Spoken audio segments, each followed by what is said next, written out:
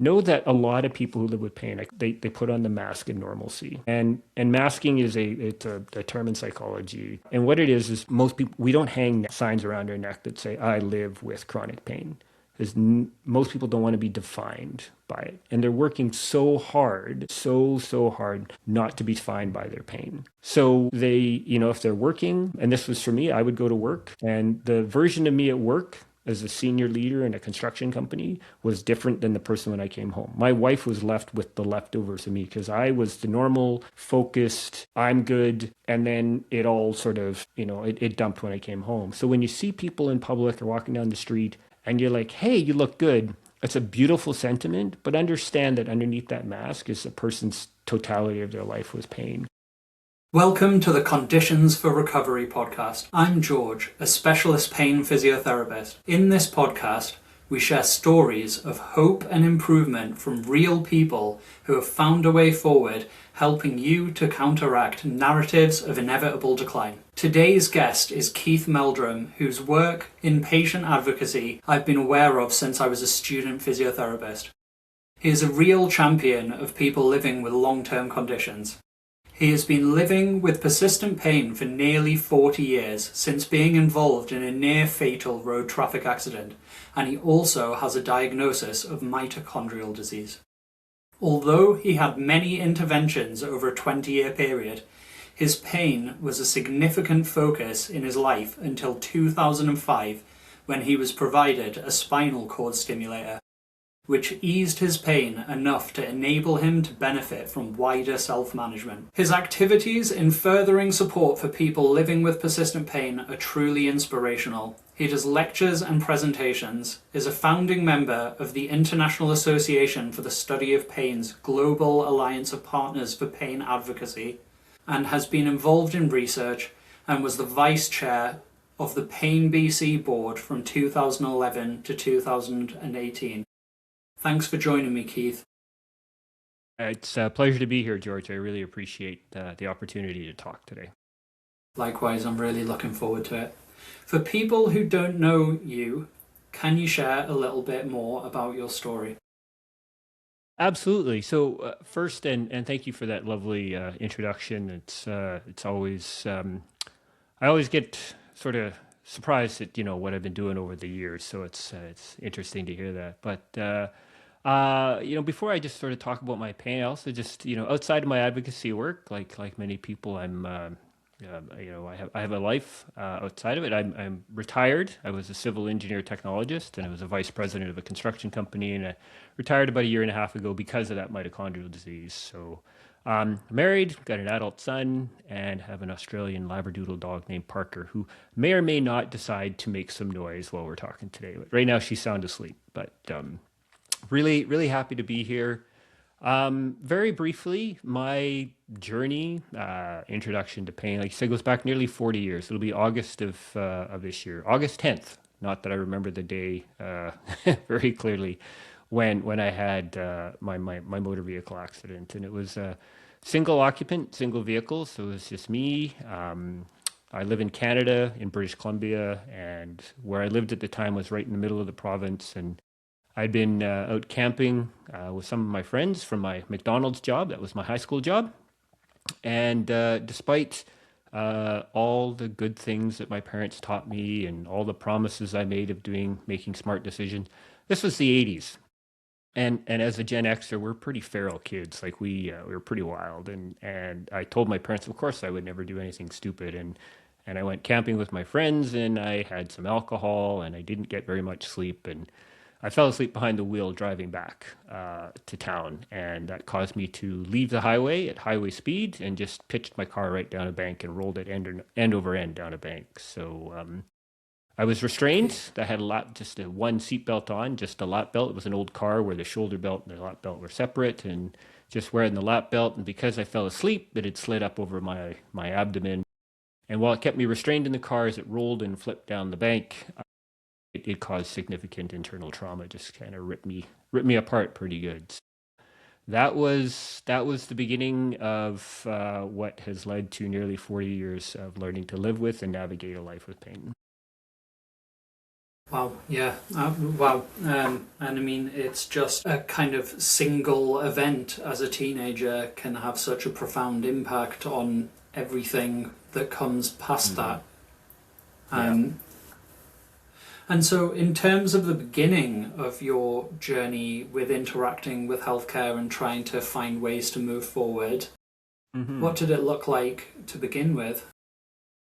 It was, so initially there was the focus for the first couple of years was purely biomedical. They had to keep fixing me. I had my initial surgery after my car accident, which I think my mom told me was like about 7 hours to put me back together, and I had a temporary colostomy because I had so much damage to my body, and that required a reversal some months later. So for the first couple of years, I wound up just having a number of surgeries just related to the car accident. I would get bowel obstructions due to scar tissue across the bowel. So those first few years, there was a lot of pain, but it was all to me very associated to the event. It was all the trauma, and so while it wasn't great, to me it was just all of this damage. And then once they had done all of the things they needed to do to repair me, I still had this left abdominal wall pain, and it really hurt. And in my 16 and 17-year-old brain, I couldn't figure it out because, pain to me as a kid, and I was a pretty dumb kid. I did lots of stupid things. I was like, hey, let me jump off the roof and see what happens. And that was, crazy stuff like that. And I broke my collarbone as a kid. And I remember, I broke my collarbone. It hurt. 6 weeks later, everything felt good and I was back playing again. So why wasn't this happening with my car accident? Even though all these surgeries were done, it still hurt. And I was 18 or 19, and I was talking to my family doctor one day, and I was just telling him how much it hurts still. And he just looked at me with no compassion, and he just said, the surgeons have fixed everything that was wrong. There's nothing left to be fixed, and this is just all in your head. And I was just like, and I jokingly say when he said it was all in your head, he wasn't, this is 1988 or 89.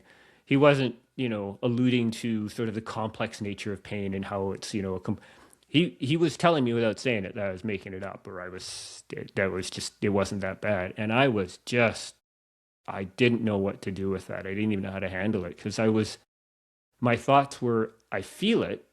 It really hurts when I do things and move in certain ways. It really hurts. How can this just be all made up in my head? And to be honest, George, that really caused me a lot of challenges over the next years as I kept trying to fight my way through the pain because I thought, well, I'm attention seeking, or I don't know. I didn't know what it was, but I just had those words ring in my mind. And I'm like, well, then I just need to push harder because this obviously isn't real. There's something wrong with me in my head. And there's a massive difficulty in the messages that people receive, sometimes early on in their care and sometimes throughout their care, Hmm. which is not, it's not very compassionate, it's not very caring, and it's Hmm. actually being told things. I think one of the things that comes up over and over again in my interactions with people living with pain is that language is such a key part of how pain management is effective, and recognizing the complexity and the nuance within those interactions is something that I think healthcare professionals are still getting wrong really regularly. And I think it's interesting what you said before about your response being, right, this is on me. An awful lot of people, they maybe disengage from healthcare or distrust healthcare after receiving messages like that because they're going, well, my reality is that I'm incredibly sore, Hmm. and yet this person has dismissed that. And so it's interesting that in what you said before, and I might be misinterpreting it a bit, but is that you went, right, okay, this is a me problem rather than a problem with that interaction. I've got to sort this out. I've got to push through it because it's something wrong with the way that my mindset is. Absolutely. Over that 20-year period, I still at times would sort of dip back into the medical system looking for interventions because you're right. It was like, well, this has to be a me issue. Like I'm not trying hard enough. I'm too weak. I also carried some and looking back on it now, I didn't know it at the time, but at the time I carried some sort of misplaced emotion about the accident itself because I was very like I felt very responsible. Like I did this to myself, so I caused this accident. It's my fault. This pain is my fault. I'm responsible for getting through it. And so my way of dealing with it was to say, okay, they can't help me. And I just need to be a stronger person and push my way through it. And that caused me to do various things, put myself in situations where all I ever did was exacerbate my pain in an effort to overcome it. As one example, when I was 21, um, I joined the Canadian Armed Forces. I've always been a very community minded person. When I was a kid growing up, I wanted to be a police officer, and my car accident sort of took that away. But as 21, I'm like, I need to suck it up. I need to get tougher, and I'm a proud Canadian, and I love my country, and I'm going to go and serve it. And all that did was wind up putting me in a terrible position. I had terrible pain in a physical training class one day, wound up having surgery in the military, and they're like, you're out, kid. Like you're just too much of a liability. And so everything I tried to do kept failing, and I felt like I was the failure because I wasn't trying hard. And I think I kind of immediately, although if you hadn't said it, I wouldn't have brought it up. I immediately wondered how the role of what you said about the fact that you you felt guilt or responsibility for the situation that you found yourself in, because I find that that's often a huge barrier when I'm working with people. Somebody that I worked with a few years ago, they had a fall during some stormy, inclement weather, and their husband had said, I don't think that you should go out in this weather, and they chose to go out in the weather, and it kind of always kept looping back to this, well, actually, you feel such a kind of deep sense of shame and responsibility for the predicament that you find yourself in now that it's actually a massive barrier. And there's something about self-compassion in an awful lot of what you've just said, and the fact that you were not able at that time to be, one, kind of flexible in your expectations of yourself, and two, self-compassionate towards yourself. It was all very much, I got myself into this situation, I've got to get myself out. And at the time, it was using the tools that felt like they were common sense. They were the tools that made sense to you. And it's interesting hearing your reflection now that you can see that was what was happening, but at the time, you just kind of kept doing it by the sounds of things. Absolutely, and I think it's a really important point that people often carry the weight and the guilt of, and I think it's human nature. It's part of the way we're wired. And I did. I mean, I really struggled with that. I struggled because I was raised, by amazing parents, and I had all the great supports in the world, and they taught me all the right things. And I just did something really, really stupid, and that was really hard on me. And I knew my accident was really hard on my dad for years. He blamed himself for it, so I always felt badly that my parents both felt guilty about it, but my dad especially. And so I had that guilt I carried. And so the only way I could see my way through it, and it made, just as you said, it's the only tools I had, and it made sense to me, was I just need to put my head down and push harder because, and in the back of my head was the doctor saying, well, everything's fine. It's all in your head. And I just have to find the switch to flip to make my brain not be all messed up, because he said it's not real, despite the fact that it sure felt real every single day. It's just the sheer amount of power that healthcare professionals have over the understanding and then the lives that people live. And I'm sure that it wasn't the only message that you received early on that felt like it was potentially not, in hindsight, something that was going to help you to move forward, because people often don't just receive one message from one person. They receive those messages from kind of wider society and the way that they perceive health, and also presumably when you were still, as you say, kind of going down that more biomedical route, you were also having conversations with other specialists and other people who maybe were reiterating some of those messages. Absolutely. As I said earlier, I was doing things in my life trying to, get over this, but at the same time, I was still, like I said, dipping back into the healthcare system because it really hurt, and I'm like, they just need to find the right intervention. And my surgeon, when I was 19 or 20, he said to me one day, he's like, I just can't operate on you anymore. He was less dismissive than my family. He wasn't like, this is all made. He was just like, I can't operate on you anymore because like I've done all I can do, and if I cut you open again, he said, I think I'm going to make it worse. And again, I was all confused because I'm like, you're just not trying hard enough. So my go-to for a number of years off and on were different needle interventions. I can't even remember how I stumbled into the first one, but a doctor was like, yeah, I can try and make this go away for you. But it was a very, very mechanical, not human experience. I was a person with an issue. He was a fixer.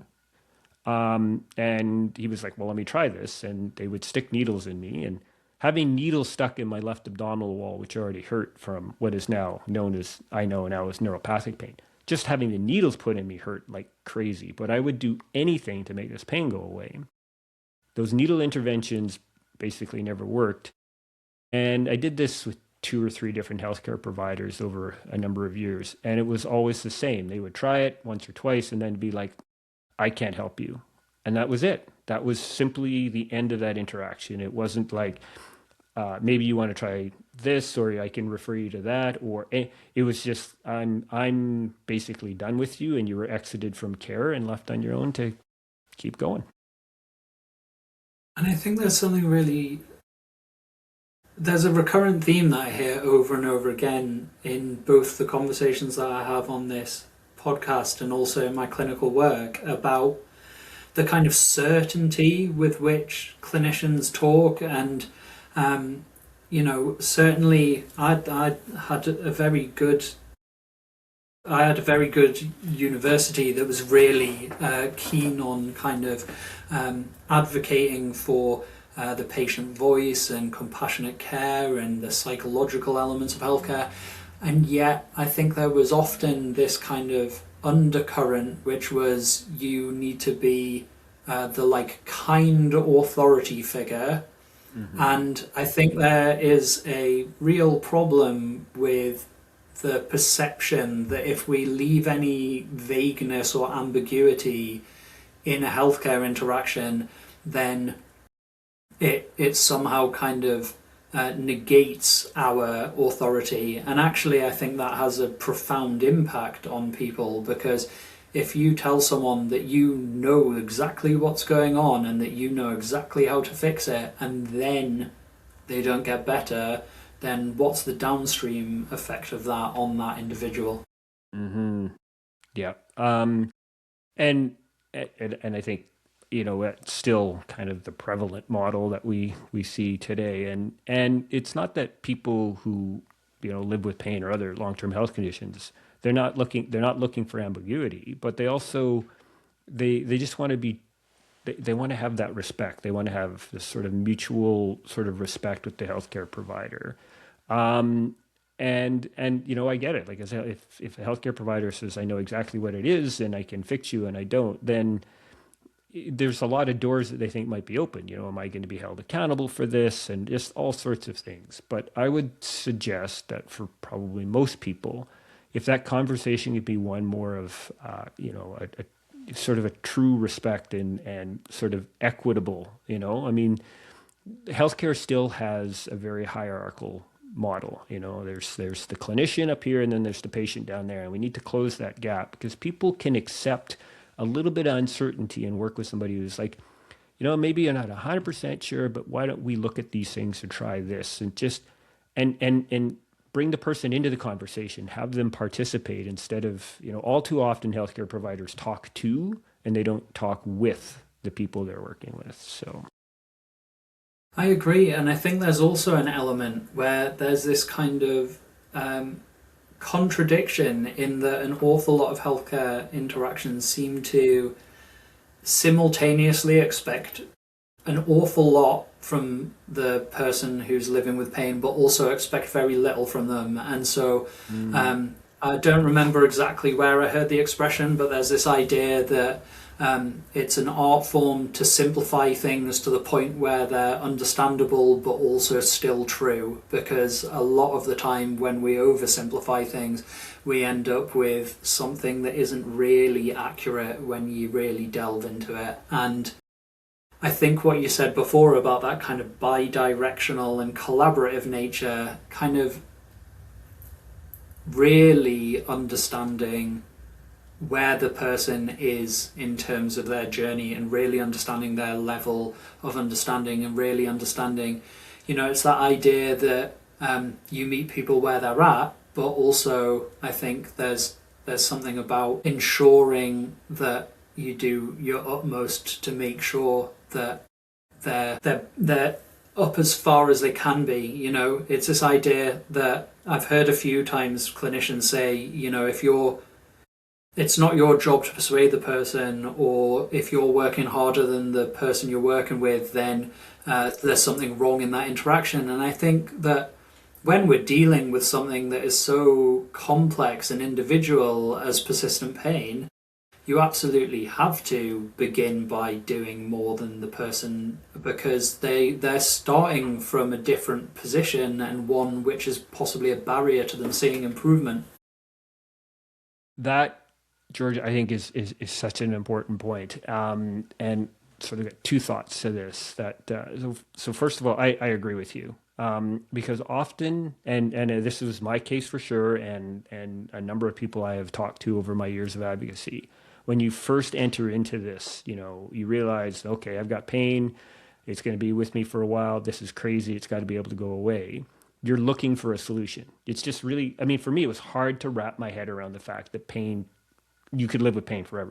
But that surgeon, who was very good to me and said, I can't operate on you, he actually said, I think you might live with pain for the rest of your life. And again, I was like, that is just not possible. When I was a kid, I broke my collarbone. It hurt. It went away. This is what happens with pain. So those first steps are, as the person living with pain, you are often looking for a solution. And so the clinician does need to dig a little deeper and start to work with them to kind of move them forward. And that doesn't happen overnight. The other part of that equation is, as the person who lives with pain, I had to come to a place of understanding that I had a responsibility and I had a role to play in this. And I got to tell you, for a long time, I didn't want to accept that. I wanted this to be somebody else's problem that they fixed. And after 20 years of that not working, because I'm a slow learner and I'm very stubborn, it was like maybe looking for somebody else to solve this, like having somebody else take that responsibility isn't working, and I have a role to play. And that's when we talk about either the role of acceptance, which some people, that's a really hard word to accept because it does feel like giving up. Or my dear friend, Bronnie Lennox Thompson from New Zealand, who's just an amazing human being. She talks about willingness. So what am I willing to do to help myself live better with this pain? Because as this person living with it, I have a role and a responsibility to participate. But to start off, I agree with you. The clinician is probably going to put more into it at the beginning. Yeah, for sure. And I avoid the word acceptance whilst talking absolutely about it. I will often say, if somebody that I'm working with uses the word acceptance, I'll go, ooh, now that you've used that word, I feel like I have permission to use it. Yes, I agree. That's right. Yep. But I would never use it. And I really like the idea of willingness, because I don't know Bronnie personally at all, but I follow her on various platforms, and I saw her posting about this the other day. Not about this, it was actually just a comment on somebody else's post, but it really is about what you are willing and able to try. Because ultimately, and I think what you said before about being a slow learner, why wouldn't you, one, want a kind of magic bullet that involved Hmm. absolutely no effort on your part, and two, when we inhabit a world in which there is this hierarchy in terms of healthcare knowledge, and obviously in some ways there does have to be, because ultimately we can't expect everybody to be walking around knowing huge amounts about things that are complex and things that involve a lot of training, but Hmm. there is still this expectation of this kind of simple linear solution for everything, and there are plenty of examples in healthcare where there are fairly simple linear solutions and everything, but persistent pain is almost never one of them. And the other thing I think is the kind of courage of the surgeon to say, I don't want to do this anymore. I don't think you should do this anymore. I Hmm. think that you need a different approach. And um, in my own journey with pain, I had a very similar experience. I went and visited a GP who said something very frank that people have been kind of a little bit aghast at various points. I went in because I hadn't brought some medication with me for a trip away, and I got an emergency appointment with a GP, and he told me that I'd ruined my life by being on the medication that I was on, um, and and that I needed to find a different way to manage my pain. And for some reason, that just made me go, "Yeah, okay, right, that's what I'm going to do now." Um, and so it is. It's like sometimes maybe having the door closed on this isn't working. Let's stop doing it. We need to find a different route. Yeah. It's. I think it's actually quite brave from the clinician to say that. I mean, it is. I mean, what healthcare provider? I mean, it goes back to some of the stuff we'd already talked. You know, what healthcare provider wants to say, I can't be the one to fix you? And there's still a lot, especially with all due respect to our medical doctors, who I love dearly, but their education is still more about they are trained to fix people, and when those tools are no longer appropriate, they can they don't need to stop. They just need to move into the supporter role, and it's things like education or saying, look, like my surgeon, I can't cut you open anymore. Now in 88, 89, or whatever, things like self-management and the biopsychosocial model, even though it was out there, it hadn't landed in healthcare. So he wasn't really able to introduce those concepts, but that's what they can do. They can do it a little with a little more sharp edge, like your GP did. Like, that's not working. You got to find a better way. But ultimately, he was right. And sometimes, and I had this conversation with somebody the other day, sometimes people have to get pretty far down this road and be at a pretty low point before they realize. And that's kind of where I was. Like, I just kept going down a path that was not helpful and it was not good for me. And I mean, I didn't hit rock bottom, but I hit a point where I was just so sick and tired of living this life and seeing no positive effect. In fact, I finally realized that everything I was doing was making it worse. And I'm like, I just got to try something else. Like, this is just not working. Um, some people come to that much faster. Sometimes you need to be hit between the eyes, or somebody just says to you, you got to find a better way. But ultimately, that's the message. Yeah, absolutely. And I think that leads us on really nicely to kind of what were the factors, what was the situation that started that change in perspective from everything that I'm doing isn't working. Part of it is probably just time. You went, well, hang on a minute, I've been doing this for a really long time and it isn't Yeah, really helping. But yeah, were there other elements to it that you felt were helpful? yeah. And I sort of like to look at this as sort of a bit of a bookend kind of analogy. In whenever I was 17 or 18, when my GP said, there's nothing wrong with you, it's all in your head, and then nearly 20 years of just battling my way through it. And so in 2003, 2004, I was back to the intervention route. And at that time, I was having paravertebral nerve blocks, which, if anybody's ever had those, at least for me, they're not, the injections themselves are not comfortable. They're And for me, I face down, they're doing it under imagery because I got to watch the needle go in, and the injection itself is quite uncomfortable. But I kept willing, I will take this short-term pain if it's going to make it better. And it never really did. It was about the third round where one of the possible complications occurred, and and this doctor was good. I mean, he was very kind, but went a little deep with the needle and popped my left lung, and I had about a one-third lung collapse. And he was like, "Okay, so it's happened. One of the things has gone wrong." He said they're not really working very well. And instead of saying, "I'm done with you," he said, there's this thing out there called spinal cord stimulation. You might want to think of that. So it wasn't a really strong referral. It was kind of this, I don't know, you might want to think about it. And when I heard spinal cord stimulation, and I was like, I don't think I want anybody getting into my spinal cord. That sounds like a terrible idea. I talked about it with my wife, and the conversation was like, I'm just done. I can't, like, nothing's working, and I'm going to give this a shot. And she agreed. We'll at least look into it.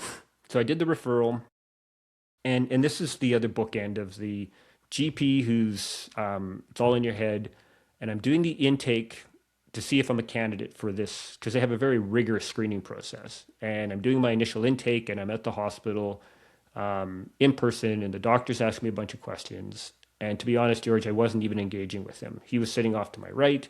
I'm kind of looking ahead because by this point I can recite my medical history by rote. I'm not really part of it. It's just very mechanical. And we're doing a bunch of questions, and then he stops talking. And I'm like, well, here we go. This is it. I'm going to be told again, this is a you problem, or this isn't right for you. Whatever the reason is, I'm going to be exited from care. And so I kind of looked over at him, and he had put his pen down, and he just looked at me, and with the most compassion I had yet received, he just said, "It's okay. We believe you." And I was just taken aback. It was the first time that somebody had actually truly validated my pain. Other doctors had done things, they'd stuck needles in me, but there was no connection to me. It was still a very transactional situation. I'm a person who's got a problem. You're going to stick needles in me, and that's either going to work or not. When he said, "We believe you," it just really shook my foundation. It didn't change me overnight. I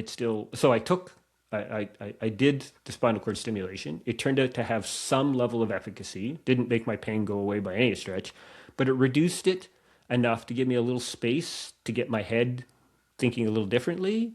So with a bit of reduction in pain, but that "we believe you" in validation, that led me on my road of I need to look at doing something different because now I feel like somebody actually believes me and I can stop fighting so much. And over the next couple of years, that's when I started to move in and taught myself basically self-management, and just it went from there.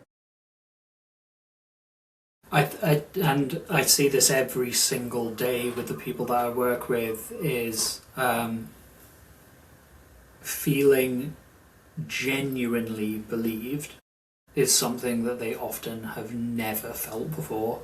Mm-hmm. And it is something which has come up in conversations on this podcast. It's something that comes up in my daily clinical work. It is a huge component of that kind of step forward. And I would say, and I wouldn't want to put a number on it, but an obscene percentage of the people that I work with, when they say, "Oh, this is how I'm benefiting from that kind of initial phase of work," this is the first time I've not been made to feel like it's a me problem or that I'm crazy.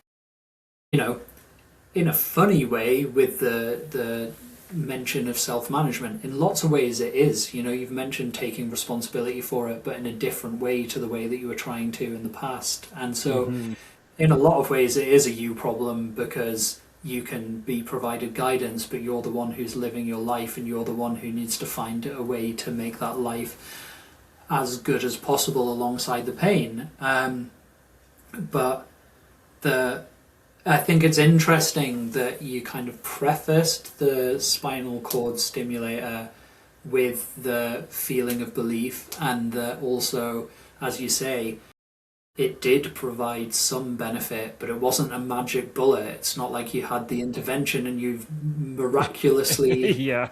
cured, you know? It's Yeah. like, well, actually, a number of factors. And one of the reasons that I called this podcast The Conditions for Recovery is that I genuinely believe that people have conditions for recovery and they have conditions for chronicity, and they're really complex, and there are a huge number of factors in people's internal life, in their emotions, in their environment, in the messages that they've received from their wider kind of society and their healthcare interactions. And it in your case, and you know, there was plenty more to come, but those kind of initial conditions for a change sound like they were, one, somebody genuinely taking the time to understand you and to empathize sincerely with your situation, and two, that intervention which kind of gave you the nudge into the next steps that you presumably hadn't had a huge amount to do with prior to that point. I don't know, had you? No, you've hit the nail right on the head. It was, and to go back to your point about validation, I would agree with you in all my advocacy work. I would say that is probably the number one thing that I've heard from people that have allowed them to change their relationship with pain is that validation. Like, if there is no other takeaway from our conversation today to any healthcare provider who hears this, is it was Dr. David Hunt who said that to me. There's Dr. David Hunts out there for every person, and you can be that change for somebody. Um, and in my case, the intervention, the biomedical intervention, had some efficacy. And what it made me realize, it was just, and it didn't again happen overnight, but it was this shift in my brain where I was like, they can't make the pain go away, but it's a little better, and that's something. Like, that's not for nothing. I will take some reduction, and it just opened up a completely different view for me. So there's a lot there to unpack, because there's the validation from the healthcare provider. There's sort of changing your perspective with your relationship with pain, because over time, and maybe you've heard this, people, when they get into this place of I now need to do what I can to help myself live better with pain, the actual pain itself can somewhat become secondary to the fact that their life has gotten bigger. They've regained function, their meaning of life has gotten better. When those things go up, the pain itself steps back a little bit. And that's how you can walk through life. And I call my pain now the shadow that walks beside me. It used to be the shadow in front of me that tripped me up all the time. And now it's more beside me, sometimes behind me. It's still there, but it's not the predominant thing, because my life got fuller. And as my life grew, my pain became less of my focus every day. There's a couple of things there. So I think that the first one is, I loved what you said about there's a Dr. David Hunt for everyone, because I genuinely say something similar to people all the time when they're feeling very kind of very dismissed and very disillusioned with healthcare interactions, is actually, you know, not every healthcare professional is the same by any means. No. And like, there are all sorts of factors which are contributing to why that interaction was not very helpful. And there is often somebody, so if you just say it's all pointless, nobody can help me, then actually it's closing the door. And it's valid to feel like that when you've had really negative experiences, but it is also kind of self-sabotage. I often say two things to people in relation to your life getting bigger. The first one is that I actually generally find that when you're working with someone in pain management, treating their pain is often the wrong approach, you know?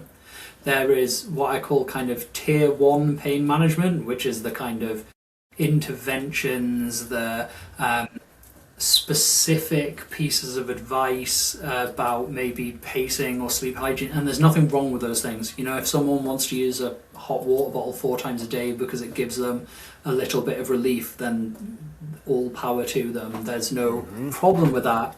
But then there's the tier two stuff, which is the more kind of significant stuff. It's the working on how to integrate things into your life which are going to actually help you long term, and that's habit formation, and it's hard work, and it involves a lot of reflection and a lot of kind of trial and error. But that's the stuff that I think leads to people feeling, I am back in control of this situation. Yes, it's not resolved entirely, but I feel like I'm back in the driving seat. And I think the other thing to kind of lead from that, I often talk to people about a kind of dilution analogy. So I say, your life is a glass, and your pain is either some diluting juice or some vodka, say, and you then need to think of the water or the mixer that is going into that as the other elements of your life. And the glass often stays somewhat similar size. The pain potentially stays exactly the same size, but the amount of kind of volume of other stuff, which is water in the analogy, but is life in general, the amount of that other stuff is where the benefit is and where the tolerability comes from. Because if you drink diluting juice or some really cheap vodka without putting anything in it to water it down, then it's going to be horrible. But you can enjoy the same amount of volume of fluid when it's got more going into it. And I think the same is true when it comes to pain management, is that actually the pain can potentially stay very similar. One of my old mentors used to say to people very early on in their work together, if we didn't change your pain at all but significantly improved your quality of life, would that be a worthwhile outcome? And the majority of people will say, yeah, of course, I would like to feel that this is less kind of dominant in my life, that I'm less attenuated to it, that I'm less focused consistently on it. And it's often through that kind of other stuff that makes your life feel wider that people actually begin to feel, oh, I'm doing all right here. I love the dilution analogy. That's really good. I'd never heard that one before, and I think that's great. And for some, it can be hard to hear that sometimes, especially when you're early on in this. And that's why this is a process. And again, I was having a conversation with somebody in healthcare last week, and she was like, how can we help people? How can we encourage them to do these things? Sometimes the best you can do is you can just plant the seed, water it a little bit, and let the person go. Because you can't force anybody to do anything. If somebody came along to me in my early days and said, look, everything you're doing is wrong, you just need to grow your life bigger and your life will be better, I would have called them all sorts of terrible names and probably thrown things at them, because I wasn't there. So we can't, you can't just flip a switch for somebody, because everybody's in a different place in their life. But you can plant the seed to allow it to grow over time, because people need to come to that point, like I did, where eliminating this pain probably isn't going to happen. And I mean, I remember having this thought, like, I guess maybe I'm going to live with this for a long time. Maybe I'm going to live with it for the rest of my life.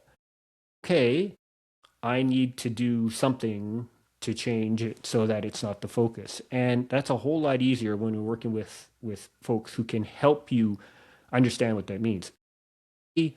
Unfortunately, sort of these kind of conversations just didn't take place back then. I fumbled and stumbled my way around it, but I learned that when I focused on things other than my pain, I realized I'd go hours, and I was like, I hadn't even really thought about it. It's the same pain. It wasn't any less. It just wasn't in the front of my mind, because I was doing things that were meaningful and I enjoyed, and I would be like, oh, it's not the front of my mind. And I would agree. People, if you can say to them, if we can help you regain function and meaning and improve your quality of life, would that be something? And who wouldn't go for that, right? I mean, some people are still like, find a solution, and that will take some time to work through. And sometimes some folks, it's hard to get past that. Yeah, no, I absolutely agree. And I think so many of the kind of core messages of effective pain management are quite unpalatable to somebody who is looking for a kind of magic wand, who is looking for an overall biomedical solution. And I think they're also fairly unpalatable in the fact that they don't sit neatly within the kind of dominant narratives of healthcare about people get better when they receive X, Y, or Z treatment or intervention.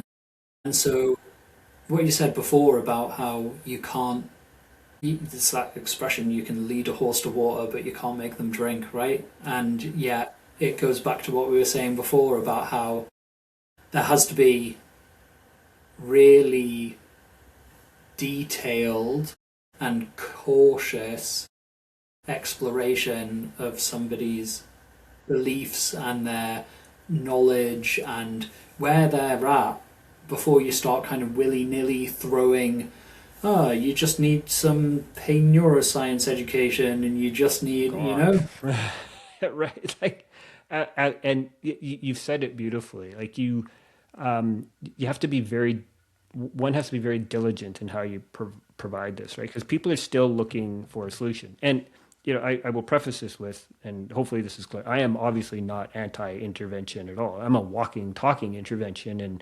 And thankfully to the healthcare system that I have, I've never had to pay a dime for it. Otherwise I would be bankrupt. So interventions were appropriate, whether they're biomedical, pharmacological, but it's always more than that. But like you said, George, if you sat somebody down and you started launching into pain science, 99% of the people are going to be like, I don't care. Like, you can explain to me nociception and peripheral and central nervous systems and ascending and descending modulation. Unless you're like a nerd like me, you just don't care. You're like, I want to feel better. It's introducing these concepts of like how they can change their relationship with pain. And it takes a while. It's an investment in time. It's not easy at all. It's not one appointment and then they go away and say, hey, great, I'm all better.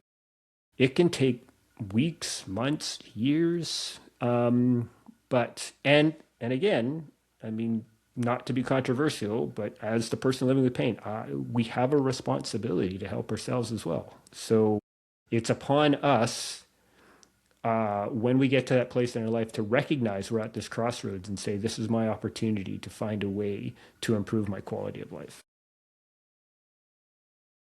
I think there's something to that as well, that often people have to really reach rock bottom. I was reading a referral letter the other day, and the referral said, this person's been referred before, but they were not keen, they were not willing to engage.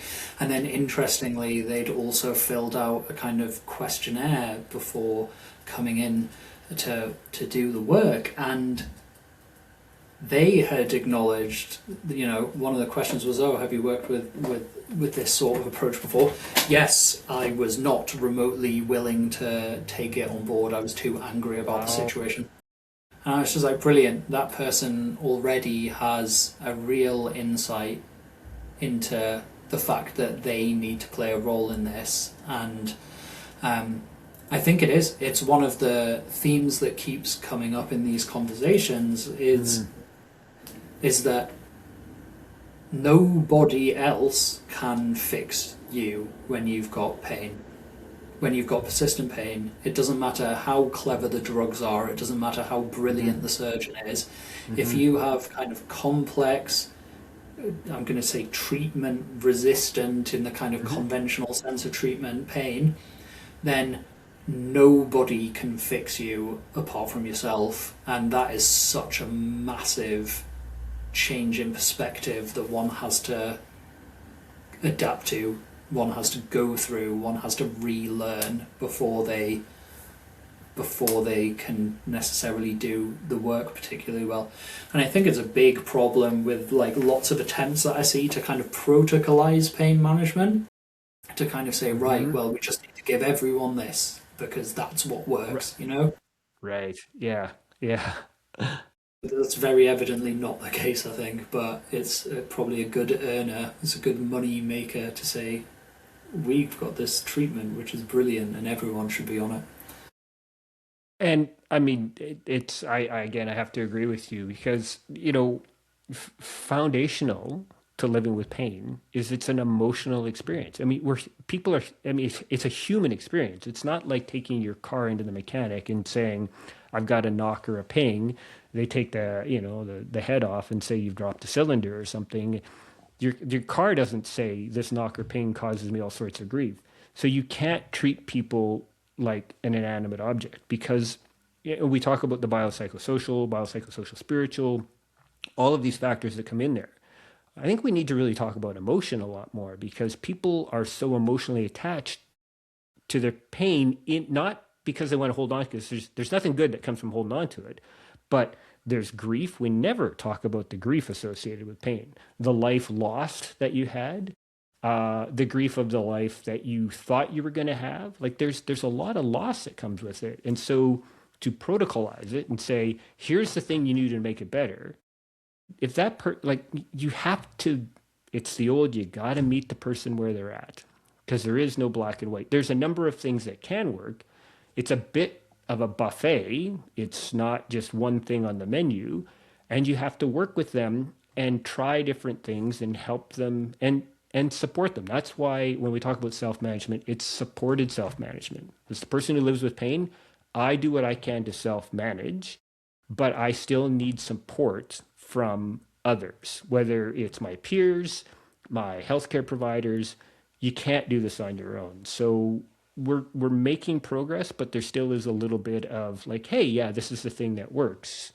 Because we can't stick a needle in you, we can't give you the magic pill. So do this thing and it'll make it better. And the person's like, that ain't working for me. And then they don't know what to do. So you still have to figure out what is right for the person at that time. It will change over time. Your self management, what works, will modify over time as you progress. And I think there's also, the longer that I work with people living with pain, the more that I think that actually the kind of social and emotional factors, their kind of life is so significantly influencing their experience of pain. And sometimes it's about the narratives that they have about themselves. Sometimes it's about the role that they perceive that they have in the lives of other people around them. But when it comes to these things, it feels like they are always so individual that you can't say, well, here's a thing that's going to help everyone, because I don't think I've ever experienced a treatment that everybody comes back and says, yep, that was great. Right.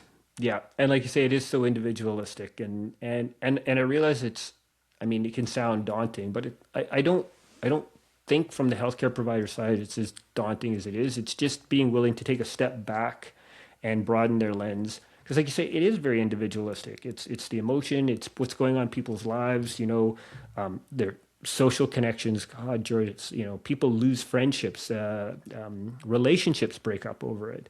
They aren't able to work, or they don't work. They're having to work in something that isn't meaningful to them. All of that is what people carry with them every single day, and it affects their pain.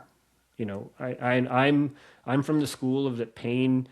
Like I'm the nerd. No susception is required for pain, but that isn't all pain is. It's your life experiences that then come crashing in on that and make all that pain signaling so much worse because you can't pay rent that month. You know, if your kids are upset, your marriage broke up, like all of that is so impactful. And when we spend time helping people work through that, that's when their world gets bigger and their pain becomes a little less. And there's something that you mentioned before about grief, because a huge amount of what you've just talked about fits into the grief. It's I had these hopes for my career, I had these hopes for parenthood, I had these hopes for my relationships, I had these hopes for my life, and now I'm adapting to something. Now I'm working a job which I find really unstimulating, and I'm miserable in it, and I'm worried about money. And it's interesting because every single guest that's been on the podcast has mentioned grief being something that we don't talk about enough in pain management. And I think it's true, and it's having to find a way past the fact that you're plans in life have not necessarily had a complete stop put to them, but that you've had to significantly change them. It's adapting to the fact that if you have a diagnosis of something which is better understood, or if you have a diagnosis of something that has really kind of very established and very successful treatment, then maybe you take 6 months, a year, 2 years out, rather than, oh, hang on a minute, I've got to reframe my expectations for life, and I've got to grieve the life that I once had, and I've got to grieve the life that I hoped to have. That's a huge part of it, and I think you're right, it isn't being spoken about enough, because it's a major component. Absolutely. And it's only in the last, less than 10 years that I have come to realize how important that conversation is. Because again, I would say early on, if anybody ever talked to me about, I had grief, I would have been like, grief is what happens when, somebody that you love passes away. Like, that's grief. But that same emotion, it's the same emotion as when you lose the life that you thought you were going to have. And I, looking back, on my life, I realized a lot of what caused a lot of my challenges and my battle with my pain was I had these expectations as a kid, and all of that was taken away, and everything I thought I wanted to do, I just kept not being able to do. And I didn't realize what I was doing. I was grieving this expectation of life that I had, that just wasn't possible. I was fortunate to be able to redirect my life and get into a career that was fulfilling, but that doesn't happen for everybody, for sure. No, not at all. And I think there are, in my clinical work, there are recurrent jobs that people often end up having, and they're often jobs where they feel under-respected, undervalued. They're often doing work which is hugely important, but is the lowest paid, the lowest valued, and they feel trapped in it because they're going, well, what else can I do with my pain, and what else can I do with the opportunities that I've missed in my life because of my pain? And I often feel that one of the conditions for recovery is finding work which is fulfilling, stimulating, feels manageable, feels supportive, puts a roof over your head. There are so many benefits to work that are beyond just the money, but actually a huge amount of people, I would say, their work is one of the drivers of their stresses in their life and is contributing to their pain. So there's a huge amount with the world of work. Yeah, it can be a little bit of a double-edged sword, because I think our society also, we have a tendency to define ourselves by what we do. And so when you are underemployed, it adds to that stigma, right? That needs to be balanced with throwing ourselves into our work too much, because then that adds to your pain in a different way. You might be doing something that is meaningful to you, but now you're all in, and all that stress from work is now exacerbating your pain. So it's living life with pain is a constant balancing act. You're always moving the weights back and forth and shoveling them around to figure out, so you're trying to find that balance, because you can never get it perfectly. So you're always tipping one way or the other and trying to figure out, how to shuffle these around. So not only is just a life with pain physically challenging, it's mentally challenging, because even though it may not be in the front of your mind all the time, you're still constantly managing. In the back of your mind, you're always pulling the levers and doing the things to make sure you're keeping yourself in as much balance as you can. And by the end of the day, you're done. You're just wiped right out. I feel like there are a kind of constant happy mediums that need to be sought in effectively managing one's own pain, And you're right, kind of being either out of work and not finding that you're able to do anything else, I think, is probably unhelpful, but being massively stressed out in work is also massively unhelpful. And it's like in the current kind of employment market and economic conditions that we live in, I think people are often terrified of asking for any accommodations, and there are people who are having excellent experiences of their work, which I think are probably actually helping them to manage their pain really, really well. And then there are also people who their primary trigger for their pain is probably largely the employment that they're in, and then that becomes a really tricky thing to balance, because they're almost certainly also very heavily reliant on that job. And Right. when you're really struggling already, it's hard to expend loads of energy on trying to figure out what else you can do with your life in terms of Yeah. employment. It's Life interesting. life in general is, I mean, and not to be negative, but life in general for most people, whether if you don't have any kind of long-term health condition like pain or anything, life in general is just challenging. Like everybody's got their challenges, and you toss in something like pain, and it just makes it that much more challenging. So yeah, I agree with you. I think work is really important, and it is one of the main things. And you probably hear it a lot. I know I do. It's something that seems to be a central theme for a lot of people. Because go figure, that's what puts the roof over your head and feeds you. So how can it not be one of your major stressors? Yeah, absolutely. I mean, the financial stress seems to be one of the major stresses for most people at the moment, and I'm also seeing huge amounts of distress in the people that I'm working with. I don't know about in Canada, but in the UK, I think people are very acutely feeling an awful lot of financial strain at the moment, and it's profoundly impacting how people feel that they are coping with life. Yeah, absolutely. Yeah, we're seeing the same thing here. I mean, every day I'm a bit of a news junkie, and I have to really back off from that, because every day you turn on the news and it's just something else where the costs have gone up, and you see your utility bills come in, and the cost of electricity's gone up again, and it never stops. So yeah, it's a lot these days. So you mentioned before that you had this conversation which felt really helpful, and then you Hmm. had this intervention which felt helpful. Again, neither of them are the kind of the fix of everything. Hmm. But then you said that you started beginning to kind of look into try and figure out self management. Hmm. When do you feel that you started to feel that you were a bit more knowledgeable, a bit more in control of the situation, a bit more that you felt that you maybe knew what you were doing? Yeah, it was a bit of a journey. It took me a few years. One of the first things that I was introduced, and I didn't realize that it was self-management, was when I had my initial surgery for neuromodulation.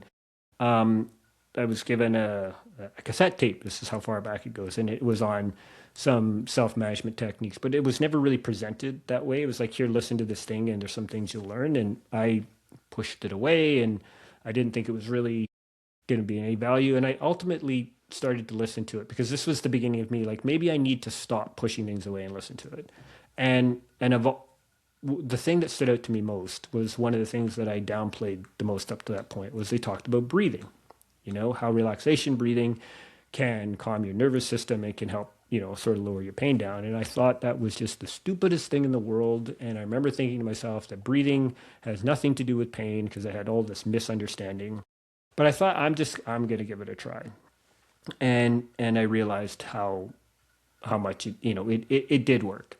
And that was really sort of the beginning of me going like, okay, well, maybe there's more out there. And so I started, and then being a bit of a nerd, I was started like, well, I'm going to start looking, and I'm going to start researching. And I was smart enough to know not to research just anything you read on the internet. I come from an engineering background, so data is really important to me. Factual data, like not made up data. And so I started getting into some of the journals and stuff, and it started talking about the different things, and not pain science education. I did read some of that because I like to learn about the biology of pain, but it's more about like how my life affects it. And I started seeing and reading things about what I can do to help my pain. And one of the biggest ones was movement and exercise. Because up to that point, I had a real I, I, I had a real concern with movement. because I would move, and if I moved in the wrong way, and it didn't take much to move in the wrong way, it would flare up even a little bit, not lay me out. Sometimes it did, but it would flare up my pain. And then I instantly flash back to my car accident and and in my mind, like things are ripping apart again. And I'm like, I can't move that way. So I was kind of movement phobic. And I started to learn that if I find ways, I start easy and find ways to move my body safely, um, that it actually felt pretty good. And what felt pretty good more was the fact that I did it, like, hey, I've got some control here. I've moved. This is good for me overall, my health overall. And I noticed that it just seemed to kind of help manage my pain a bit. It certainly didn't make it worse. And to this day, I'm very much a movement guy for my pain. And when I work out or when I run, my pain goes up a bit, but not through the roof. And I know now that when I'm done, the pain drops back down to my baseline. So a little bit of a increase is totally fine because I don't worry that I'm causing any damage. So I started to realize things like movement, relaxation, not being hyper focused in on my pain, not thinking about it all the time. We talk about distraction. I don't think people understand what that really means. It doesn't mean that you're pretending your pain doesn't exist. It means when you are engaged in meaningful things, the pain moves to the back of your mind. And that's really important. So doing things that I enjoy. And I just kept building on these sort of foundational building blocks and layering these things up. It was kind of a messy progress because I there were no pain programs that I went through. I didn't take any education. I was just kind of picking it out as much as I could. But the biggest thing was to stop fighting it and to be open to what are the drivers that exacerbate my pain or influence my pain both positively and negatively. And when I started realizing there were things that I could do that had a positive effect, it became pretty, like, I got pretty infected. It was like, hey, this is really cool and it works, and I just kept doing it more and more. And so it's just a huge part of my life to this day. And I was very fortunate in a way when I got my mitochondrial disease diagnosis. Self-management is the only thing you can do, which includes exercise. So I just rolled right into that. I didn't have to relearn anything. So it's a big, I mean, it's a central part of my life these days for sure, and has been for 15 years. And I think something, that you mentioned before, I don't know if it was exactly with this wording, but the kind of you started to, once it began snowballing, there was a kind of domino effect where you went, oh, hang on a minute, this thing's helped, and now I Hmm. might be doing a bit more. Oh, hang on, and it's like it's cumulative. And often when we see people, you kind of were speaking earlier about people being at rock bottom and potentially needing some of that to kind of engage with the advice that's being provided, but actually people really frequently spiral in one direction. But actually there's also this, oh, hang on, I'm stacking habits which are helping me. Hmm. It's never one thing. It's that Right. this thing makes me feel a bit better, and actually that makes me feel that thing makes me feel a bit better. And it's like you said before that it's the kind of, and it wasn't verbatim, but the kind of cumulative impact of things is never one thing, and it's often the once you kind of hit this like terminal velocity, it's like, right, I Yeah. can only move in a positive direction now Yeah. because I've done it enough times. It's that, oh, hang on a minute, I am showing my body that I am capable. I'm showing my body that it can do more than I've believed for a really long time. I'm showing my body that it can engage in things that I value and enjoy things again. That doesn't necessarily mean that the pain's gone. There are still things, as you say, that increase that pain. The pain isn't permanently away, but it's, as you say, it's no longer directly kind of blockading your way in the way that it used to be. Absolutely. I definitely learned, like, there are things that I know, like types of movements that I know I just don't do, and silly things like reaching over my head for about a minute. After about a minute, it just like completely lights up my pain. So I don't do that. I don't reach up and change a light bulb over my head. I get somebody to help me with it. So I learned to stop fighting through these things, asking for help, not being so proud as to say, I can't do this. Can somebody help me? That was huge because, you know, you feel like a failure if you can't doing something. But like you said, there is this real synergy that comes when you do this and that adds to that and this becomes that. And you realize that, and one of the things that I realized is I always had this, like I said, this fear of if I move my body the wrong way, I was going to rip it apart. But the human body is an incredible machine. I mean, in my car accident, I had so much damage to my large bowel that they could not surgically repair it. I had to have a descending colon colostomy. And I mean, I wake up in the ICU 3 days, 4 days later, I kind of come to, and I'm like, I got tubes everywhere, like everywhere.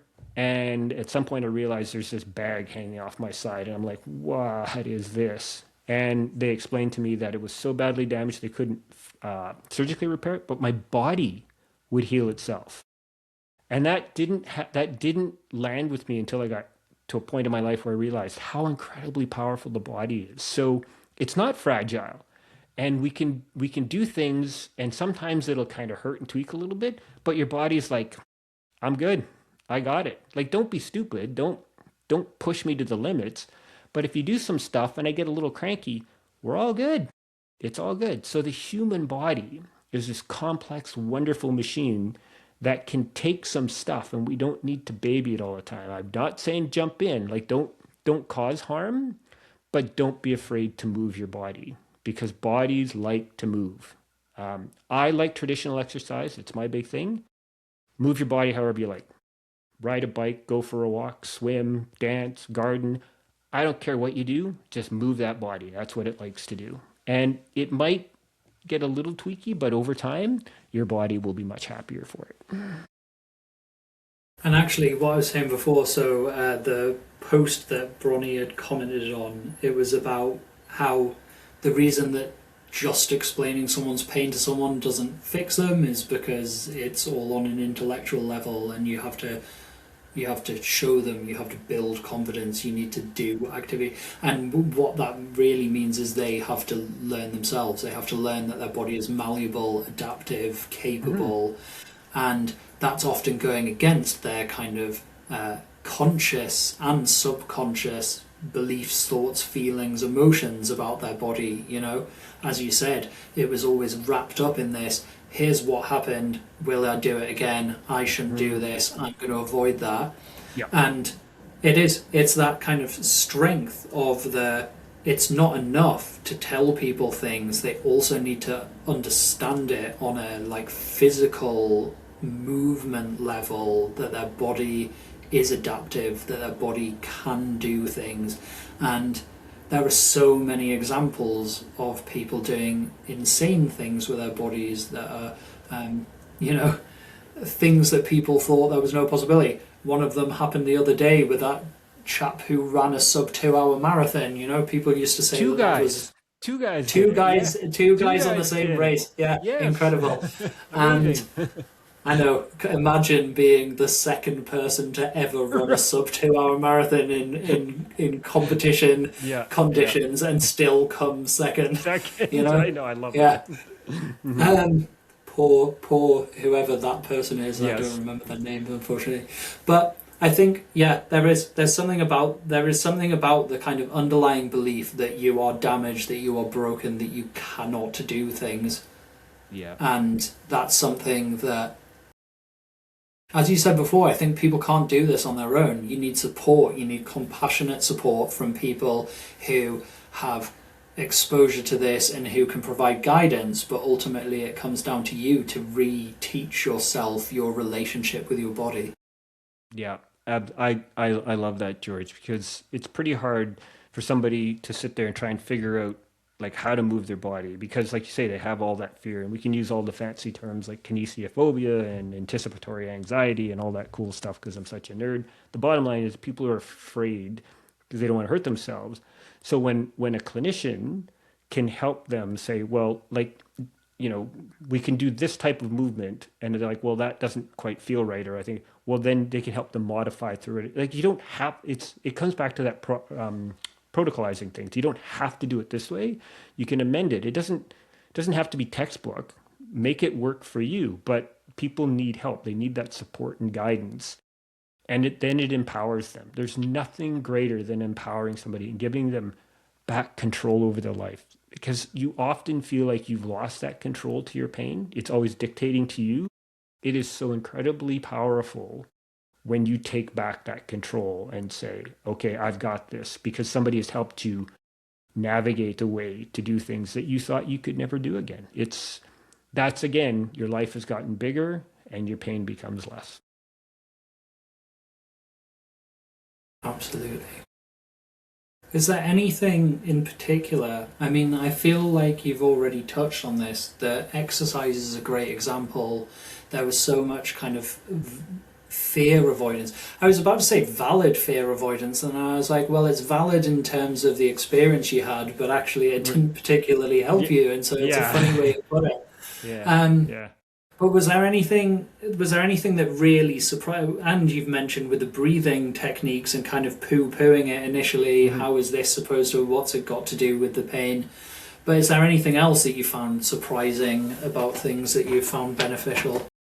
One of the biggest things that I had to learn and still need to deal with and it's such a simple concept. It's pacing. We talked about earlier, life in general is busy. And it's a real strength at times to be able to, take moments to just not do something. We get caught up in doing everything, whatever it is, fear of missing out on something, or you got to get it done. Sometimes you just have to find ways to just take those moments and to pace your day. You can't. Living life with pain is we talk about marathon. It's a marathon. It's not a sprint. We're not running 100 meters here, one and done.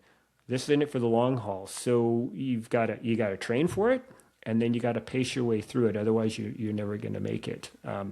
You'll make it, but it'll be an extremely challenging role. So there's a lot of emotion tied up in this. People are like hyper focused, and they've got to do things, and they think by keeping themselves busy, which I did, then the pain they're not trying to focus in on it. There's healthy distraction and then there's unhealthy distraction. But we just need to be kind to ourselves. Some self-compassion. I mean, people who are living this life are amazing folks. They're dealing with stuff that a lot of others, thankfully don't have to deal with. So they need to be kind to themselves and give themselves a break and say, maybe there's something, maybe I don't need to do that today. I can do it tomorrow. The lawn needs to be mowed. Does it need to be mowed right now? Or, I've had a rough day. Can it wait another day? It probably can. I often say that pain management is about principles, not strategies, and I would say that there's a few that have come up during this conversation, and self-compassion is one that I think is across the board, is that an awful lot of the people that I see, they are not being particularly self-compassionate, and then there's something about having flexible expectations, which I think is linked to self-compassion, and that can be in both terms of the way that you talk to and the way that you treat yourself, but it can also be in terms of the relationships that you have, is that often people in pain are trying to carry the weight of everybody else's world as well as their own, and maybe that's part of what's driving it. And then something that you said before, I often kind of say that three of them are behavior change, habit formation, and skill acquisition, which in some ways are just synonyms of each other, I think. But I think there are very kind of slight nuanced differences between them all. But ultimately, effective pain management is training, as you said before. It is that you have to learn and then practice and practice and practice to make these things stick. It's about habituating often multiple changes to the way that you're approaching life, and it's something that I think people really struggle with, particularly when they're still saying, haven't there been any new drugs that have been invented that can just take this away from me, which you can understand. It's something that, why wouldn't you want? Hmm. But also it really doesn't help when it's a barrier to being able to kind of go, right, well, I'm going to try and engage with something different whilst that is going on. Keith, I think you've already said so many things which are really valuable for people who are living with pain. But is there anything specific that you feel that you'd either haven't said or would like to reiterate that you feel people really would benefit from hearing, that people struggling should or would find really helpful to hear? I appreciate the conversation, George. It's been great. There's a couple of thoughts that come to mind that I would like to just share before we wrap up here. And um, one is, well, probably one for sure is, and this is for people who live with pain. They're sort of, they recognize this, and healthcare. If there's any healthcare providers who I hope are listening to this, and just others who know people who live with pain, know that a lot of people who live with pain, I call it, they put on the mask of normalcy. And masking is a term in psychology. And what it is most people, we don't hang signs around our neck that say, I live with chronic pain. Because most people don't want to be defined by it. And they're working so hard, so hard not to be defined by their pain. So they, if they're working, and this was for me, I would go to work, and the version of me at work as a senior leader in a construction company was different than the person when I came home. My wife was left with the leftovers of me because I was the normal, focused, I'm good. And then it all sort of, it dumped when I came home. So when you see people in public or walking down the street and you're like, hey, you look good, it's a beautiful sentiment, but understand that underneath that mask is a person's totality of their life with pain. And I guess that leads into the second thing is I just, society in general, people to themselves, healthcare providers, just a little bit of kindness goes such a long way. You don't, I'm not saying throw your life in there.